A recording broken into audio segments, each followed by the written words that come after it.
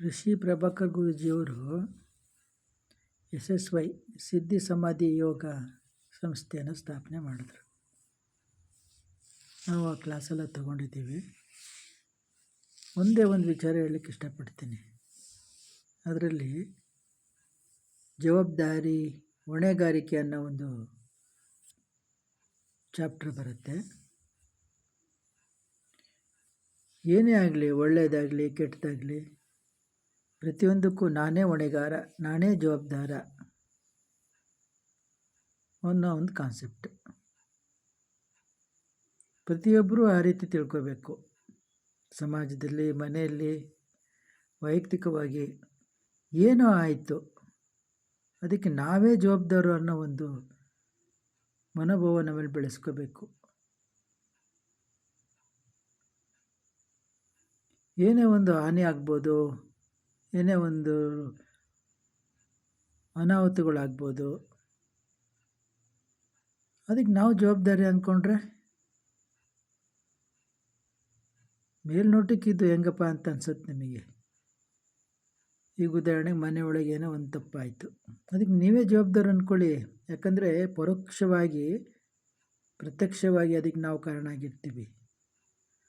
ಸುಖ ಸುಮ್ಮನೆ ನಾವು ಜವಾಬ್ದಾರಿ ಅಂತ ಹೇಳ್ಕೋಬಾರ್ದು. ಪ್ರಜ್ಞೆಯಿಂದ ನಾವು ಜವಾಬ್ದಾರಿಯನ್ನು ಹೊಣೆಗಾರಿಕೆಯನ್ನು ಓದಬೇಕು. ಯಾಕಂದ್ರೆ ನಾವು ಮನೆ ಯಜಮಾನರಾಗಿರ್ತೀವಿ. ಯಜಮಾನನಾತೆಯಿಂದ ನಾವೆಲ್ಲರನ್ನೂ ಸರಿಯಾಗಿ ಕಾಪಾಡ್ಕೊಂಡು ಹೋಗಬೇಕು. ಏನೇ ಆದರೂ ನಾವೇ ಜವಾಬ್ದಾರಿ ಆಗ್ತೀವಿ. ಆದರೆ ಮನೆ ಮಕ್ಕಳು ಅಷ್ಟೇ. ಮಕ್ಕಳು ಆದವರು ಮನೇನ ಸರಿಯಾಗಿ ನೋಡ್ಕೊಂಡು ಹೋಗಬೇಕು, ಮನೆತನನ ಸರಿಯಾಗಿ ನೋಡ್ಕೊಂಡು ಹೋಗಬೇಕು. ಅವ್ರದ್ದು ಪಾತ್ರ ಇರುತ್ತೆ. ಅಂದರೆ ಪ್ರತಿಯೊಬ್ಬರು ಯಜಮಾನ ಅಂತ ಅಲ್ಲ, ಒಂದು ಮನೆಯ ಪ್ರತಿಯೊಬ್ಬ ಸದಸ್ಯನು ಆ ಮನೆಯೊಳಗೆ ಏನೇ ಆದ್ರೂ ನಾನೇ ಜವಾಬ್ದಾರ ಅಂದ್ಕೊಂಡ್ಬಿಟ್ರೆ ಮನೆ ಗಲಾಟೆನೇ ಬರಲಲ್ವ. ಯಾಕೆ ಗಲಾಟೆ ಆಗತ್ತೆ, ಗೊಂದಲಗಳು ಯಾಕೆ ಆಗ್ತವೆ ನೋಡಿ. ಎಷ್ಟು ಪ್ರಭಾಕರ್ ಗುರೂಜಿಯವರು ಎಂಥ ಸೂತ್ರವನ್ನು ಕೊಟ್ಟಿದ್ದಾರೆ ನಮಗೆ. ಸಮಾಜದಲ್ಲೂ ಅಷ್ಟೇ, ಏನೋ ಆಯ್ತಪ್ಪ ಅದಕ್ಕೆ ನಾನೇ ಜವಾಬ್ದಾರ ಅನ್ನೋ ಅನುಭವ ಬೆಳೆಸ್ಕೋಬೇಕು. ಇದು ಯಾಕೆ ಬೆಳೆಸ್ಕೋಬೇಕಪ್ಪ ಅಂತ ಹೇಳಿದ್ರೆ, ನೀವು ಜವಾಬ್ದಾರಿ ಓರಿ ಅಂತ ಹೇಳ್ತಾ ಇಲ್ಲ, ದುಷ್ಪರಿಣಾಮಗಳು ಆಗಲ್ಲ. ಈಗ ಮನೆ ಒಳಗೆ ಏನೋ ಒಂದು ಅನಾಹುತಾಗಿ ಏನೋ ಲಾಸ್ ಆಯ್ತಪ್ಪ, ಟಿವಿನೇ ಹೊಡಿತು, ಗ್ಲಾಸೇ ಹೊಡಿತು, ಮತ್ತು ತಟ್ಟೆನೇ ಕೆಳಗೆ ಬಿದ್ದ, ಅನ್ನ ಚೆಲ್ಲೋಯ್ತು, ಅದಕ್ಕೆ ನಾನೇ ಜವಾಬ್ದಾರ ಅಂದ್ಕೊಳ್ಳಿ. ಪ್ರತಿಯೊಬ್ಬರು ಹಾಗೆ ರೀತಿ ಅಂದ್ಕೊಳ್ಳಿ. ಯಾಕೆ ಜಗಳ ಬರುತ್ತೆ ಅವಾಗ? ಆ ಮನೋಭಾವ ಬೆಳೆಸ್ಕೊಂಡಾಗ ಆ ರೀತಿ ಆಗೋದು ತಪ್ಪತ್ತೆ. ಎಚ್ಚರಿಕೆಗಳು ಮುಂದೆ ಆ ರೀತಿ ಆಗೋದನ್ನು ನಾವು ತಡೆಗಟ್ತೇವೆ. ಹಂಗಂತೇಳಿ ಎಲ್ಲ ಪದೇ ಪದೇ ಮಾಡ್ಕೊಂಡು ನಾನೇ ಜವಾಬ್ದಾರ ಅಂತ ಹೇಳೋ ಪರಿಸ್ಥಿತಿಗಳು ಬರಲ್ಲ. ನಾವು ಜೀವನದಲ್ಲಿ ಇದನ್ನು ಅಳವಡಿಸ್ಕೊಂಡಿದ್ದೀವಿ. ಹಾಗಾಗಿ ಏನಾಗತ್ತೆ, ಮನೆಯಲ್ಲಿ ಯಾವಾಗಲೂ ಶಾಂತಿ ನೆಮ್ಮದಿ ಇರುತ್ತೆ. ಒಬ್ಬರು ಅಳವಡಿಸ್ಕೊಂಡ್ರೆ ಆಗಲ್ಲ, ಎಲ್ಲರೂ ಪ್ರತಿಯೊಬ್ಬರು ಅಳವಡಿಸ್ಕೋಬೇಕು. ಒಬ್ಬರು ಅಳವಡಿಸ್ಕೊಂಡ್ರೆ ಏನಾಗುತ್ತೆ, ಅವರು ಆರಾಮಾಗಿ ನೆಮ್ಮದಿಯಿಂದ ಶಾಂತಿಯಿಂದ ಇರ್ತಾರೆ. ಏನೇ ಆಗಲಿ ಏನೇ ಬಿಡಲಿ, ಬಿಡತ್ತ ಹೋಗಲಿ ಬಿಡು, ಏನೋ ಆಯ್ತಲ್ಲ ಬಿಡು ಅಂತ ಹೇಳ್ಕೊಂಡು ಸುಮ್ಮನೆ ಆಗಿಬಿಡ್ತಾರೆ. ಆದರೆ ಇತರ ಸದಸ್ಯರು ಹಂಗಿರಲ್ಲ.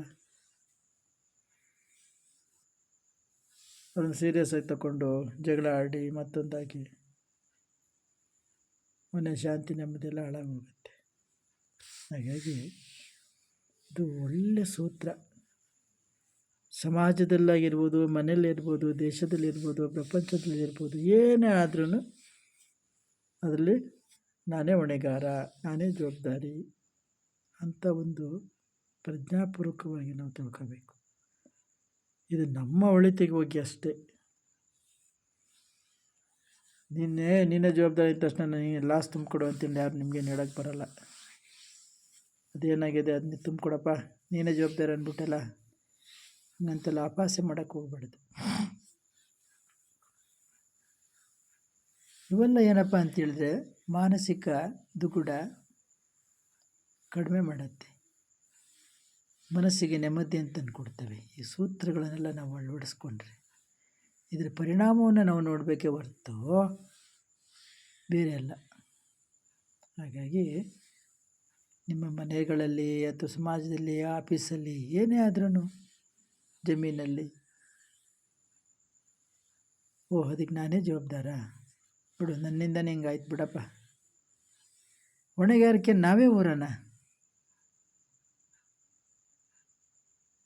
ಅದರಿಂದ ಅಶಾಂತಿ ಕಡಿಮೆ ಆಗುತ್ತೆ.